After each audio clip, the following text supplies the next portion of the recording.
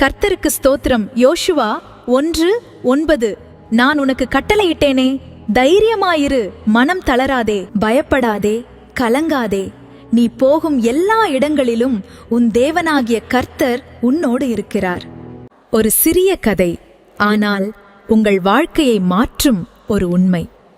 வாழ்க்கை ஃபாஸ்டாக போகுது, ஆனா உன் மனசு அமைதியா இருக்கா?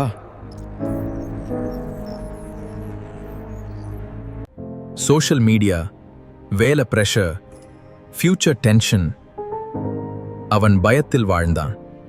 ஒரு இரவு அவன் தனியாக இருந்தான். ஆனா மனதில் அமைதி இல்லை. அந்த நேரத்தில் ஒரு வார்த்தை அவன் மனதில் வந்தது. பயப்படாதே, நான் உன்னோடு இருக்கிறேன்.